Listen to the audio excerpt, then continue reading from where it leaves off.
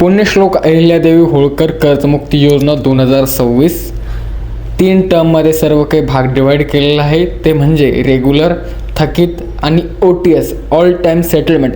एक आपण कालही व्हिडिओ बनवला आहे, त्याच्यामध्ये देखील ही माहिती सांगितली.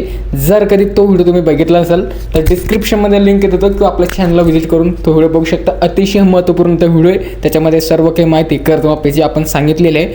परंतु आजचा हा जो काही व्हिडिओ आहे मित्रांनो, या व्हिडिओच्या माध्यमातून त्या शेतकऱ्यांसाठी एक गुड न्यूजही असू शकते. ते शेतकरी म्हणजे नियमित जे शेतकरी कर्ज खातं त्यांचं आहे, जे शेतकरी नियमित आहे त्यांच्यासाठी काय गुड न्यूज आहे काय नाही ते व्हिडिओमध्ये आपण सर्व काही माहिती पुढे बघणार आहोत. आणि व्हिडिओच्या शेवटीला एक महत्त्वपूर्ण अपडेट तुमच्यासोबत मी ते या व्हिडिओच्या माध्यमातून शेअर करणार आहे. जर कधी तुम्ही थकीत असाल, रेग्युलर असाल आणि एकंदरीत कर्जबाजारी कोणतेही शेतकरी असेल त्यांच्यासाठी एक अत्यंत महत्त्वपूर्ण अपडेट मी व्हिडिओच्या शेवटी त्यांच्यासोबत इथे शेअर करणार आहे.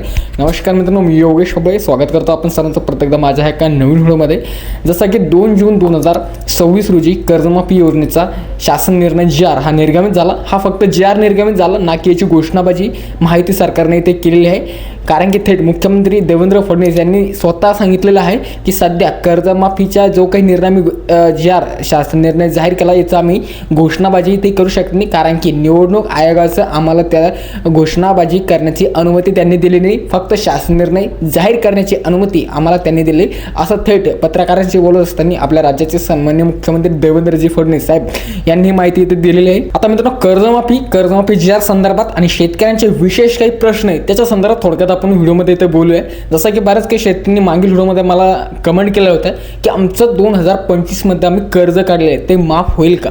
तर याचं उत्तर असं आहे, जर कधी 31 मार्चच्या अगोदर तुम्ही कर्ज काढलं असेल, 31 मार्च 2025च्या अगोदर, जानेवारी, फेब्रुवारी आणि मार्चपर्यंत 31 मार्चच्या अगोदर, तर तुमचं 2025चं देखील कर्ज इथे माफ होईल. परंतु जर कधी मार्चच्या नंतर तुम्ही कर्ज काढलं असेल जून, जुलै, ऑगस्टमध्ये, तर ते माफी तिथे बसणार नाही. त्यांच्यासाठी ही माहिती, कारण की त्यांच्यासाठी माहिती नाही. बऱ्याच काही शेतकऱ्यांचे कमेंट हे रिलेटेड असतात, शेतकरी त्याच कमेंटच्या रिलेटेड ही सर्व काही माहिती त्यांना जात असते, म्हणून त्यांना मी सांगू लागले. दुसरा प्रश्न म्हणजे असे, जे नियमित शेतकरी त्याच्या कोणाला लाभ मिळणार आहे, तर नियमित आणि थकीतला सांगू शकतो. आता थकीतचा जास्त विषय सांगासारखा इथे नाही, कारण की जर कधी तुमचं 2 लाखापर्यंतचं कर्ज थकीत असेल सप्टेंबर 2025च्या खेरीज, तर तुमची कर्जमाफी 100% तिथे 2 लाखावरील होणार आहे. 2 लाखाच्या आतील जे काही 2 लाखापर्यंत आणि ते 2 लाखाचे वरील कर्ज आहे, जसं की मागील व्हिडिओमध्ये देखील हे उल्लेख मी ते केला होता. 2 लाखाच्या वरील जर काही तुमचं कर्ज असेल 280, 70, 90 ते 3 लाखापर्यंत, तर त्यांच्यासाठी OTS ऑल टाईम सेटलमेंट. खरं तरी ऑल टाईम सेटलमेंट हे जे शासनाने जारी केलं आहे हे काही ना काही खूप मोठा अन्याय थकीत शेतकऱ्यांवरती आहे. कारण की फडणवीस साहेबांनी जो काही शब्द इथे कर्जमाफीच्या जे की जाहीरनाम्यामध्ये दिला होता निवडणुकीच्या प्रचारार्थ किंवा विविध ठिकाणी, त्यांनी सांगितलं होतं की शेतकऱ्यांचा सातबारा पूर्णतः कोरा कोरा असा त्यांनी शब्द दिला होता. परंतु त्यांनी OTS ही एक नवीन भूमिका त्याच्यामध्ये ॲड केली. आता जे शेतकरी नियमित आहे, रेग्युलर आहे, त्यांना प्रोत्साहनाचा अनुदानाचा जो काही लाभ आहे यांनी 50,000 रुपये मंजूर केले. आता प्रोत्साहन अनुदाना संदर्भात एक गुड न्यूज तुम्हाला मी व्हिडिओमध्ये इथे देणार आहे. नियमित शेतकऱ्यांसाठी एक खुशखबरी इथे असू शकते. तर आता प्रोत्साहनाचा लाभ कशा पद्धतीने मिळणार ते थोडक्यात सांगू शकतो.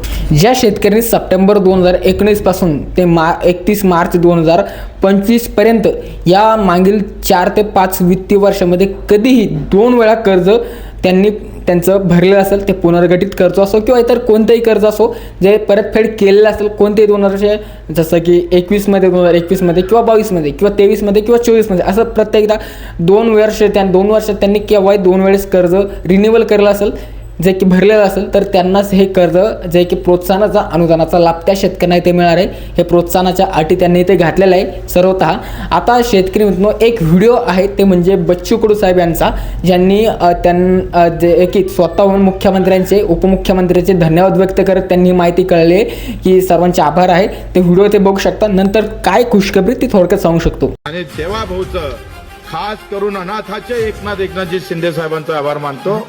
जो कार्यकर्ता या लढाईत सहभागी होता, प्रहार म्हणून, शेतकरी म्हणून, मजूर म्हणून, राजूजी शेट्टी असेल, वामनराव चटप असेल, नवलेजी असेल, आमच्या तुपकरजी असेल, जानकरजी असेल, या सगळ्या कार्यकर्त्यांचा आभार मानतो. शेतकऱ्याच्या कर्जमाफीची लढाई आम्ही जिंकली, पण त्याच्यामध्ये प्रोत्साहन निधी जे 50,000 आहे ते सरकारनं 1 लाख करावी याच्यासाठी बच्चू कडूचा लढा कायम राहील. जसं की मित्रांनो तो व्हिडिओ तुम्ही बघितला, त्याच्यामध्ये कशा पद्धतीने बच्चू कडू साहेबांनी मुख्यमंत्र्यांचे, उपमुख्यमंत्र्यांचे आणि खास करून त्यांच्या कार्यकर्त्यांचे आभार प्रकटित केले आणि त्यांनी एक शब्द इथे वापरला की माझा लढा कायम नीतीत चालू राहील. कशासाठी चालू राहील की जे तुम्ही 50,000 रुपयाचं अनुदान, प्रोत्साहनपर अनुदान घोषित केलेलं आहे, मंजूर केलेलं आहे, तर ते अनुदान 1 लाख रुपयापर्यंतचं करा. आता खरंच जर कधी बच्चू कडू यांच्या शब्दाला सरकारने मान दिला तर नक्कीच काही ना काही रेग्युलरवाल्या शेतकऱ्यांचं खूप मोठं भलं इथे नक्कीच होऊ शकतं मित्रांनो. परंतु माझा प्रश्न सन्मान्य बच्चू कडू साहेब यांना आहे की तुम्ही हे प्रश्न त्यांना करू लागले, बट तुम्ही तर स्वतःहूनच महायुती सरकारमध्ये सामील आहे. आता शिंदे साहेबांच्या पक्षामध्ये तुम्ही अलायन्स प्रहार सिंग त्यांची केलेली आहे, तर नक्कीच ते प्रश्न तुम्हाला त्यांना न करता थेट तुम्ही आदेश त्यांना द्यायला पाहिजेत की शेतकऱ्यांसोबत असा अन्याय करू नका. देऊच लागले तर 50च्या ऐवजी 1 लाख रुपये देऊन टाका. जे खास करून रेग्युलर शेतकरी खूप म्हणजे कठीण काळात हे रेग्युलर राहतात का, बट असं इथे होणार नाही मित्रांनो. सर्व काही चालू लोक आहे, सरळ सांगायचं झालं तर हे फक्त फेमस किंवा पॉवरमध्ये किंवा एकंदरीत सोशल मीडियावरती ॲक्टिव्ह राहण्यासाठी हे सर्व काही यांची नाटकं असतात. जे 50,000 रुपये अनुदान मंजूर केलं ते 50,000 रुपये राहणार आहे, ना की 1 लाख होणार आहे. आणि हा जे सुरुवातीला मी सांगितलं होतं की व्हिडिओच्या शेवटी एक महत्त्वपूर्ण कर्जमाफी संदर्भात अपडेट सांगणार आहे, ते म्हणजे असं 2019 अंतर्गत जे शेतकरी कर्जमाफीमध्ये पात्र बसलेले होते, महात्मा ज्योतिराव फुले जी कर्जमुक्ती योजना उद्धवसाहेब ठाकरे यांनी राबवली होती, त्या कर्जमाफीचा लाभ तुम्हाला मिळालेला असेल तर तुम्हाला ह्या कर्जमाफीचा लाभ मिळण्याचे चान्सेस हे नाच्या बारावर आहे, एकंदरीत सांगू शकतो. हेच महत्त्वाचं सांगणं त्या शेतकऱ्यांसाठी होतं. जर कधी तुम्ही 2019 साली महात्मा ज्योतिराव फुले कर्जमाफी योजनेचा लाभ घेतला असेल तर नक्कीच तुम्हाला इथे काही ना काही याच्यातून वगळण्यात येणार आहे. आता कसं वगळण्यात येणार आहे, काय वगळण्यात येणार आहे ते येत्या काळात आपल्याला बघायला मिळणार आहे.